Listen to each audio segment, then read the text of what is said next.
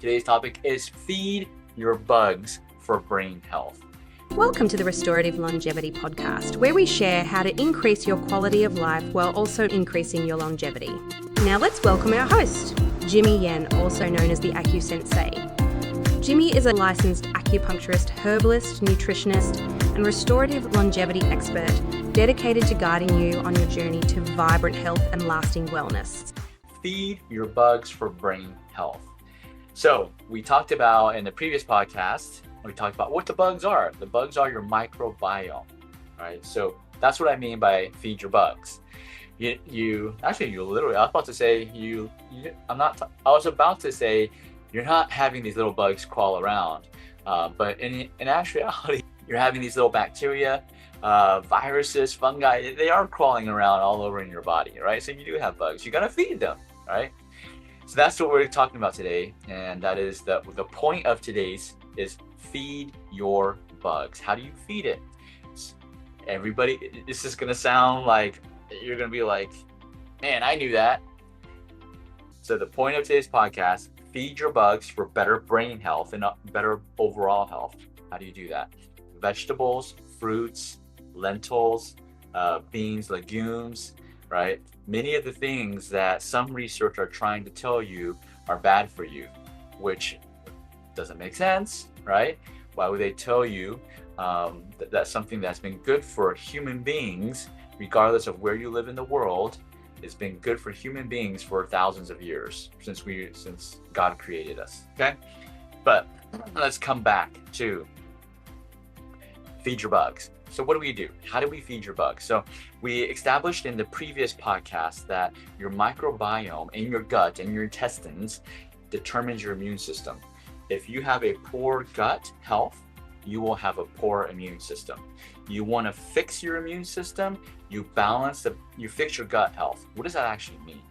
So fixing your gut health does not mean taking supplements. That's not the solution, right? That's part of the process. You can take some, but it is not what I'm talking about. I know there's a lot of functional medicine practitioners. They're all about doing these supplements. When they talk about gut health, it's not what I'm talking about. I'm talking about stuff you can do at home, okay? And so when I say gut health, I'm talking about balancing the good bacteria and the bad bacteria. Remember, here's a refresh. Your good bacteria, the balance of it should be like this. Good bacteria should always be more than your bad bacteria. Why? Because your good bacteria keeps the bad bacteria in check.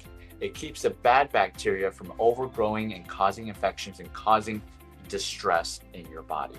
So that is the end goal, keeping this balance. Okay, good bacteria higher than bad bacteria. Now, so how do you keep these good bacteria high?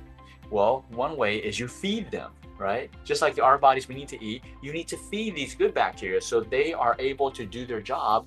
They have the energy, the strength to suppress and keep these bad bacteria in check. So what is the food of these good bacteria? You've probably heard this term. It's called prebiotic, okay? It is not probiotic, it is prebiotic. Prebiotic is basically the food to feed these good bacteria. Does that make sense? Okay. So what are some prebiotics, right? Prebiotics, they're also called, I'm going to butcher this pronunciation, okay? It's oligosaccharides. Forgive me if I'm saying it wrong. You know, me pronouncing it right doesn't make it better or worse. You know, you can look this up. Oligosaccharides. So oligosaccharides, these are the foods that are distinct kind of carbohydrates. They are a carb. So yes, a prebiotic is a carb that you feed your good bacteria. But you were told carbs are all bad. Carbs are bad. Well, you know, if that's what you believe, then that's what you believe. So again, this is what I believe, and this is what we do in our practice, in our clinic. So all of these information that I'm sharing on this blog, it is not just theory. So it's not when I say it's not just theory, it's not just I went to PubMed and read some research and I'm just regurgitating the research. Many people do that. Many health practitioners do that. That's not what this podcast is about. This podcast is looking at research and applying it like to people. And because we have a clinic, we have the largest acupuncture and wellness clinic in Austin, Texas, and we're the #1 rated acupuncture clinic in North America. This is clinical experience. So this is not done in a laboratory. It's not done on lab rats. This is clinical experience that we help our patients, thousands of patients, go through. Okay. So this is again from experience, from clinical results. It's not even clinical data. It's clinical results. Clinical results not done in a laboratory in a physical clinic. And it is actually people paying us out of their own pocket to get solutions, right? Um, so oligosaccharides, these are prebiotics. They are carbs. Yes, you've been told carbs are bad for you. This is our experience. I'm not saying we're right or wrong. If you believe that we're wrong, this is the wrong channel to be on. You can unsubscribe. Um, you can, disregard whatever we say because you're not going to believe what we say anyways. So, but if you have been in alignment with what we've been talking about natural healing, natural medicine, about doing things for yourself that are outside through food, lifestyle modifications, like the blue zones, then you're in the right place. And if you haven't subscribed, hit the subscribe button. And if you need your friends and family to hear this information, get them to subscribe as well. So prebiotics are the foods that your good bacteria love, and we need to feed them. Okay. So these are oligosaccharides are a carbohydrate, but they're a different type of carbohydrate. They are a distinctive carbohydrate. Okay. How are they different? These oligosaccharides, they are not broken down in the small intestine. Majority of the carbs that you eat, you put in your mouth, they are broken down in your small intestine. So it goes through your stomach, right? Your stomach breaks it down first. And after your stomach, it goes to the small intestine. So after it travels through all your small intestine, then it goes to your large intestine. And then after your large intestine, you poop it out, right? And so it gets absorbed through your small intestine and your large intestine, and then you poop out the waste. Now, most carbohydrates get broken down in the small intestines, right? This type of oligosaccharide, this type of carb does not. That's why it's special. It does not get broken down. It doesn't get, and oligosaccharides cannot be digested in the small intestines. They have to flow down through the small intestine literally to the large intestine. Okay. Now, how do they what do they do, right? Now, these bacteria supporting carbs, they come from foods that are typically not sweet. Okay. We tend to think carbs, okay, carbs are going to increase my weight and going to increase my blood sugar, right? These are typically not sweet. However, they have a slightly sweet aftertaste. Slightly sweet aftertaste. If you have a sensitive tongue, you'll be able to really taste it. So what are some examples, right? Onions, asparagus, artichokes, burdock root, garlic, bananas, oats, even milk, right? And so these are prebiotics. So when we talk about prebiotics, I'm not telling you to go buy a supplement to prebiotics. No, I'm telling you, this is what you can do on a daily basis to eat, to feed your good bacteria, to keep them strong. Okay. There are some other examples. Let me give you some other examples of these oligosaccharides, these prebiotics to feed your good bacteria.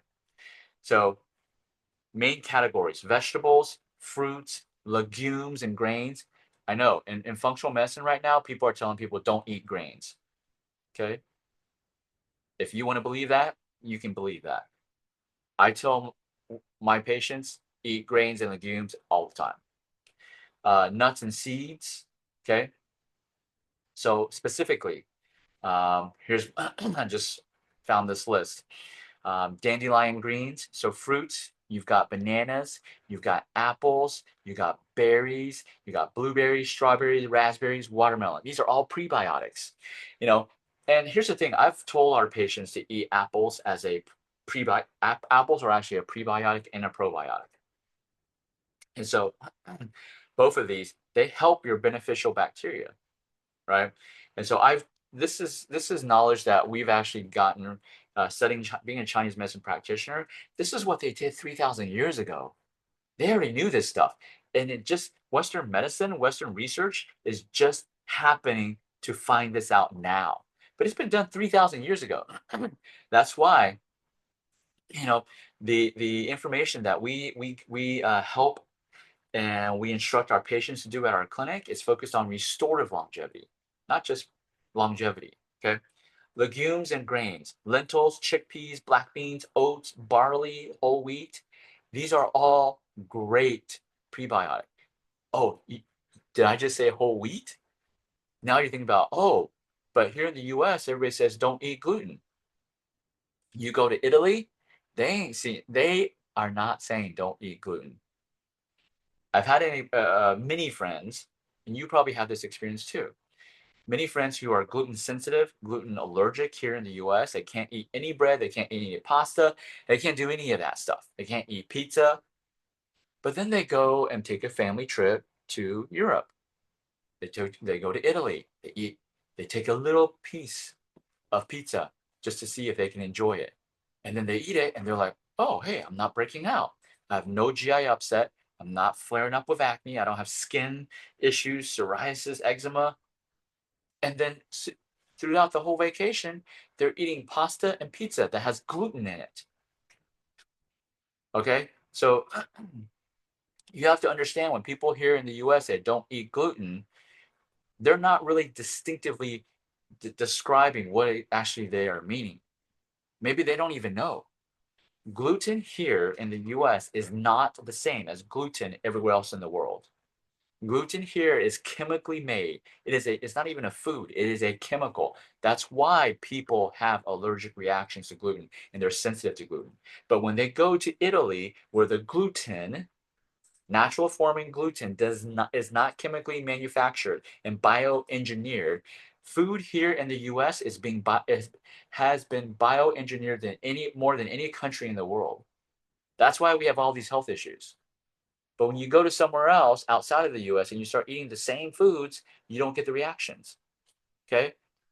So when people say don't eat gluten, they really need to say don't eat gluten made in the USA, or don't eat gluten don't eat bioengineered gluten. Are there bioengineered gluten probably elsewhere in the world? Probably, but not as much as here in the US.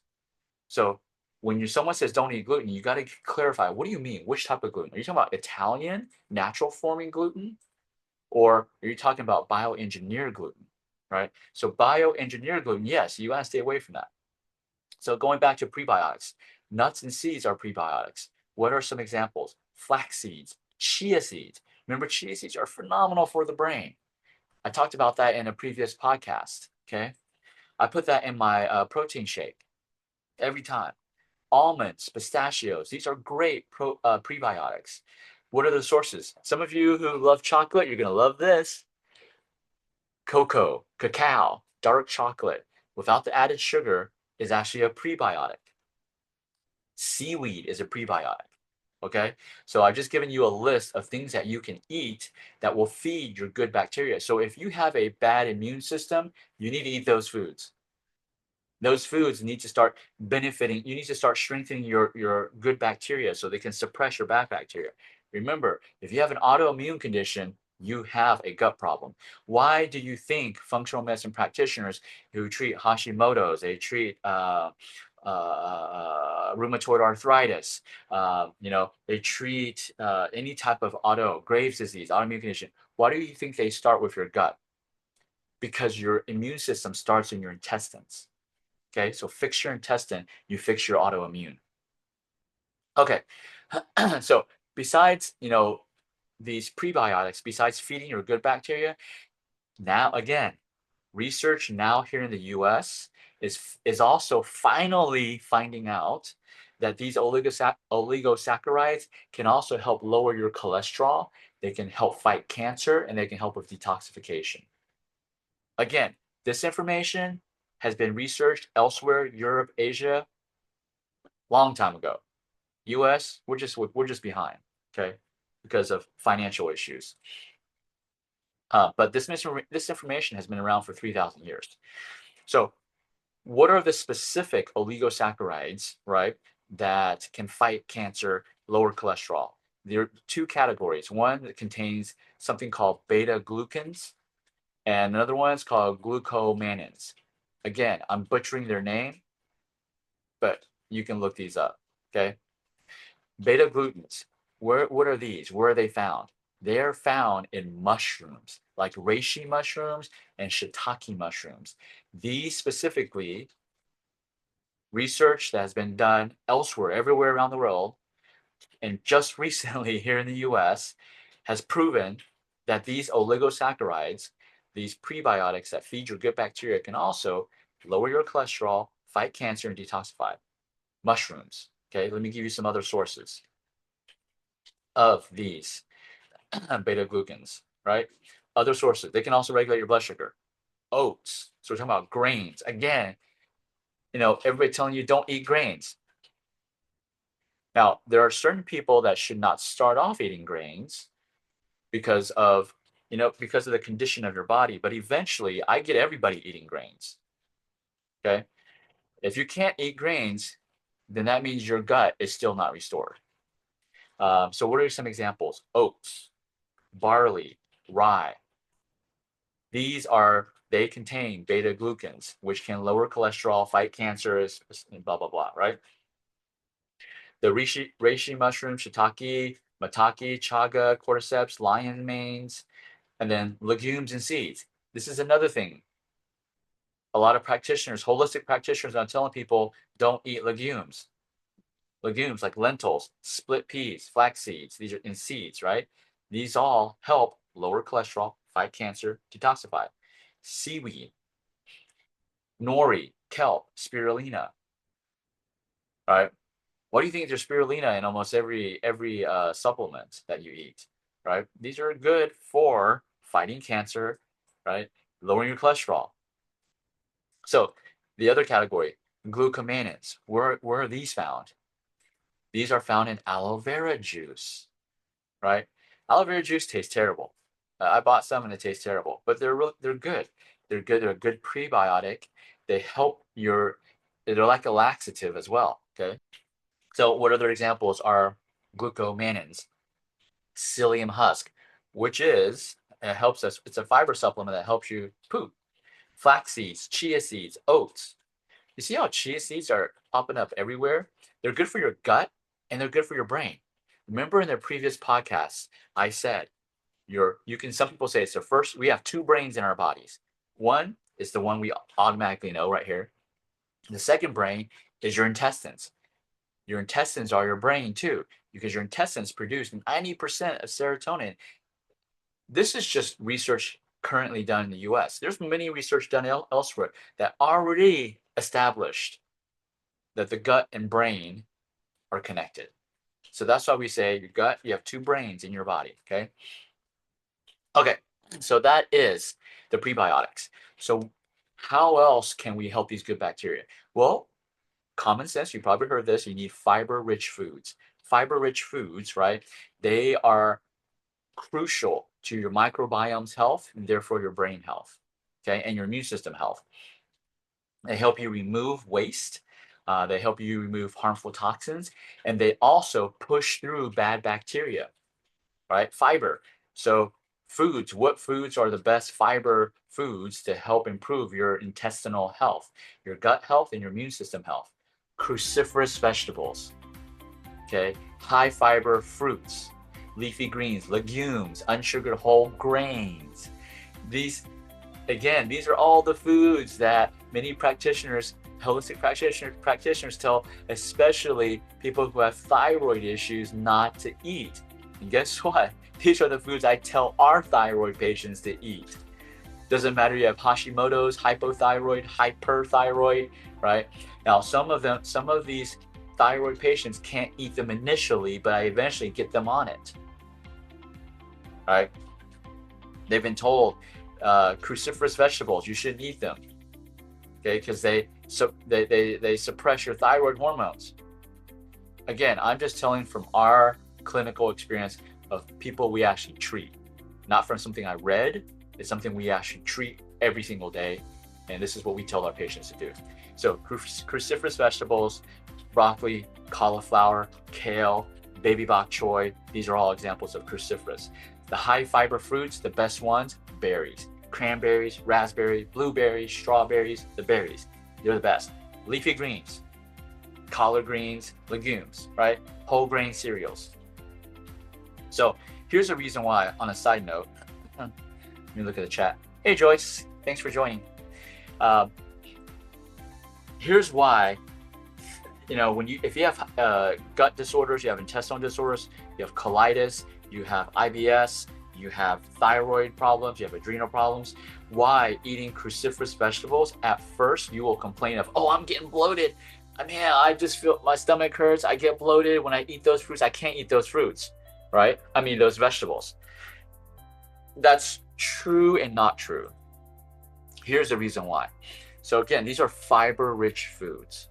Remember, the reason why you have an autoimmune condition, you have a gut problem, is because you have an overgrowth of bad bacteria that is causing inflammation in your intestinal wall, and it's causing leaky gut. So your intestinal wall, let's say it's supposed to be this thick, those bad bacteria cause it to swell this big. So if you imagine your lumen, which is the space, the hole in your intestine, should be this big. If your intestinal wall gets inflamed, that hole, that lumen, gets this big.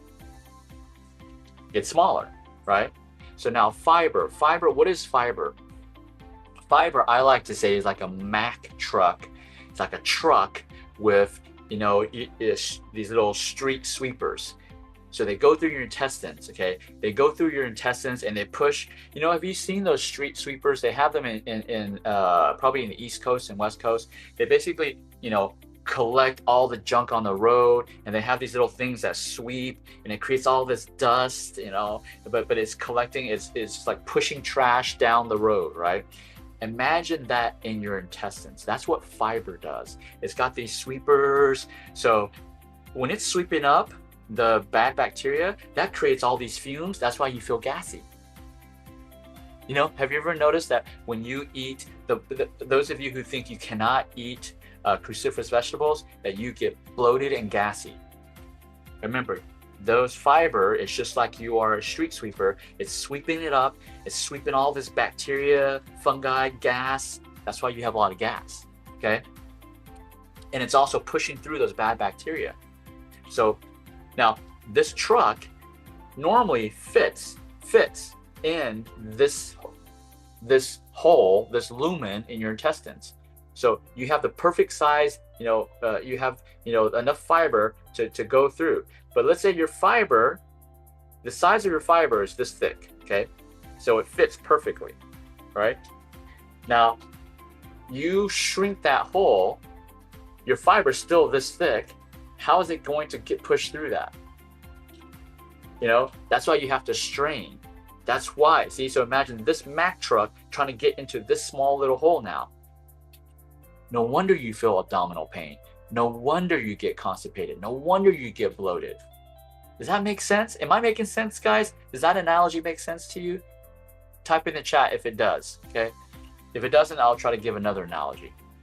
But this is what I explain to our patients. So that's why initially you can't eat these fiber-rich foods, because they bulk up too much, and your intestinal wall has been swollen to the size of your hole. Your lumen is so small, it's hard for the fiber to get through that. That's why you got all those discomfort.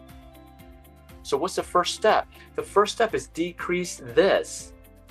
The first step is, yes, you don't want to keep on eating as much of those high fiber foods. The first step is to decrease the inflammation so that your lumen, or the hole in your intestinal wall, can open up, so that then you can eat that fiber. If you do this correctly, you will be able to eat fiber. You will be able to eat cruciferous vegetables, high fiber foods, leafy greens, grains, everything. But if you don't fix this problem, this inflammation and leaky gut problem, you will never be able to eat it. And you will say, oh man, I'm sensitive to those foods. No, you're not. You're not sensitive to cruciferous vegetables. Everybody should be eating cruciferous vegetables. So if you can't eat it, it's because your intestinal wall is swollen. You haven't fixed the problem. Whatever you're taking in supplements ain't fixing the problem. You gotta fix the inflammation problem. Okay, hopefully that makes sense. Steam or saute. Teresa says steam or saute cruciferous vegetables. Yes, you can. Yes, you can definitely steam and saute. Absolutely. And never overfill your stomach when eating. Yeah, no, don't overeating. Yeah, these are great. I mean, these are great advice, Teresa, and they're absolutely correct. They're simple advice that we ignore because if you're a foodie like me, it's like when we eat, we can't stop, right? And then we overfill our stomach. So absolutely, you're correct. We need to have that self-control, discipline. Yes, perfect. It makes sense to Teresa. Good. So that's about fiber-rich foods. So we talked about prebiotics. We talked about fiber-rich foods. Now it's the last one. The last one is probiotics. This is one we mostly heard of, right?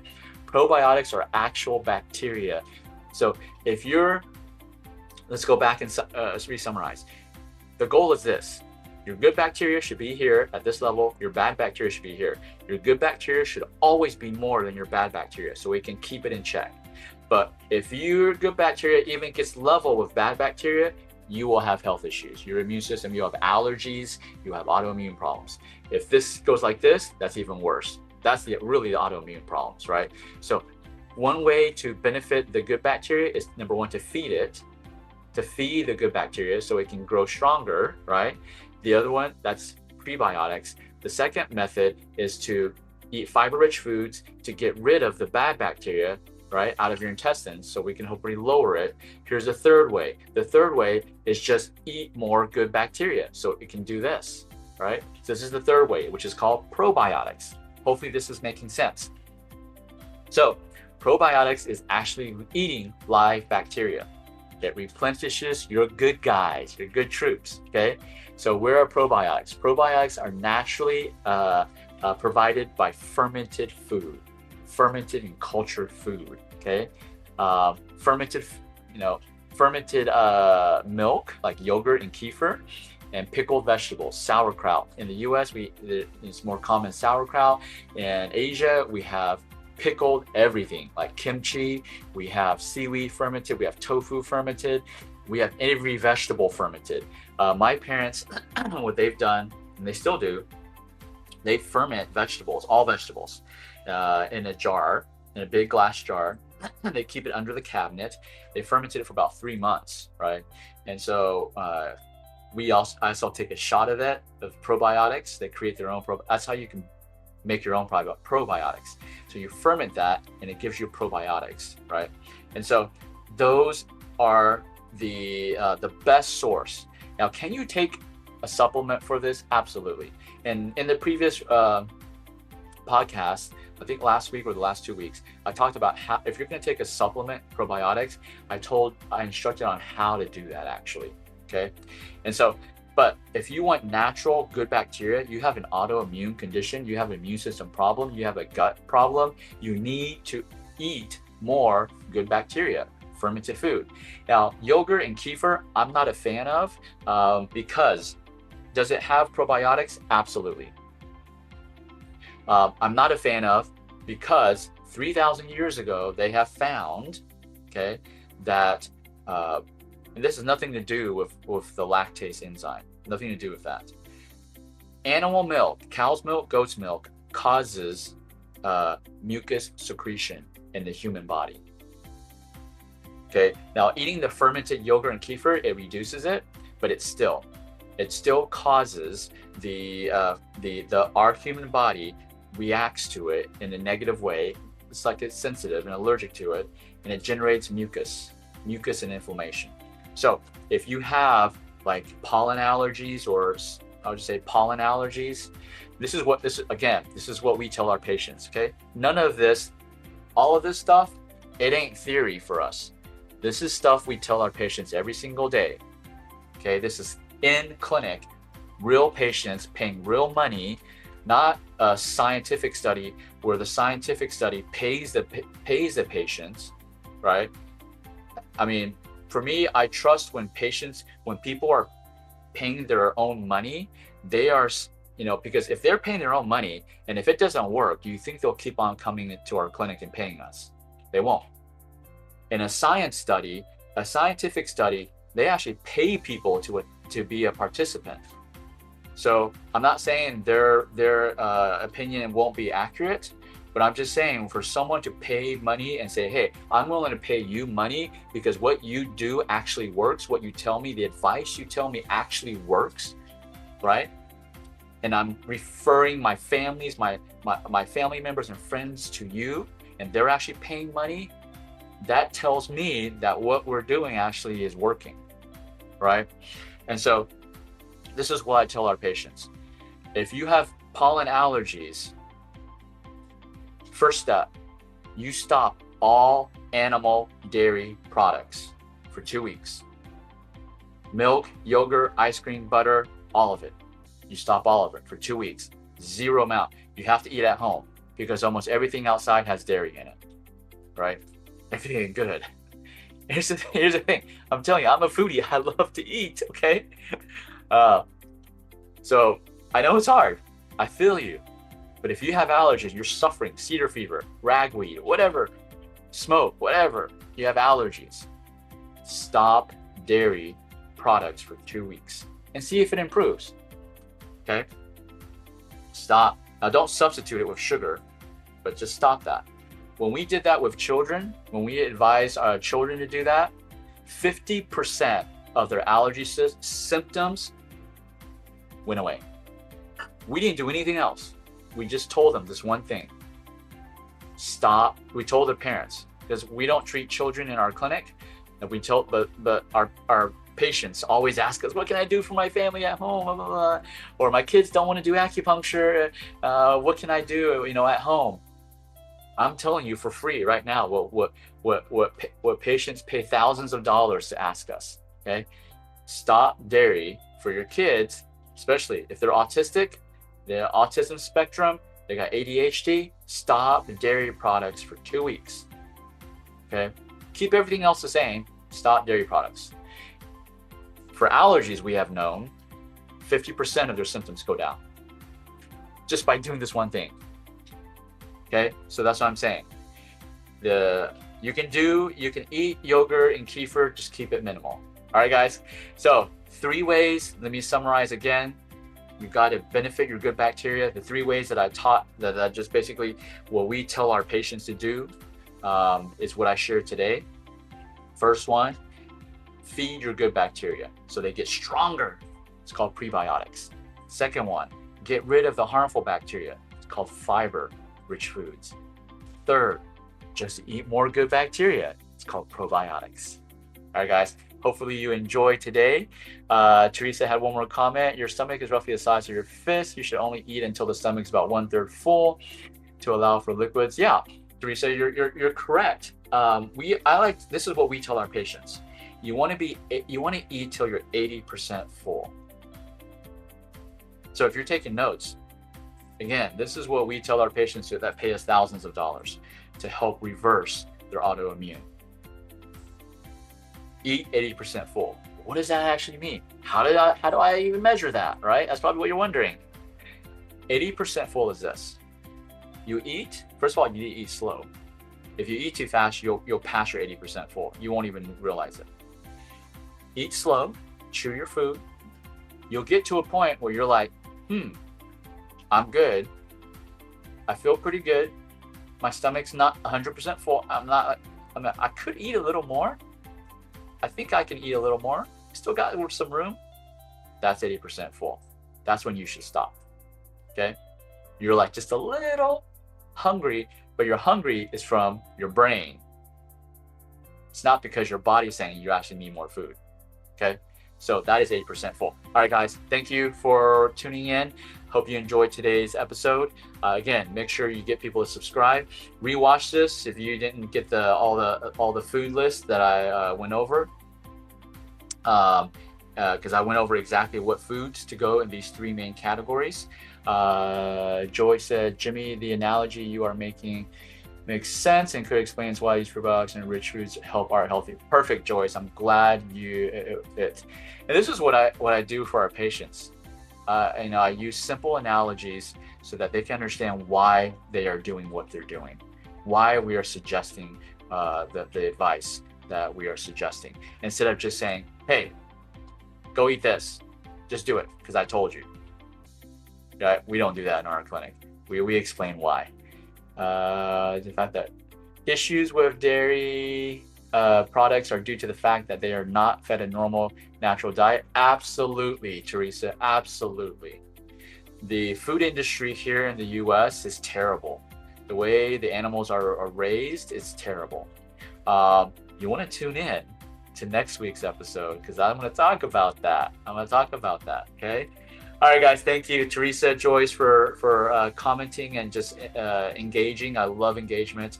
I will see y'all next week, same time, Sunday, 8 a.m. Central Standard Time. I will be heading to Taiwan next week. So I'm going to be changing the podcast time, but I'll let you know next week when I will be changing it. And so see y'all next week for now. All right. Peace. This episode is sponsored by Achieve Integrative Health, the #1 acupuncture clinic in the US. We're grateful for their support in helping us bring you the Restorative Longevity podcast.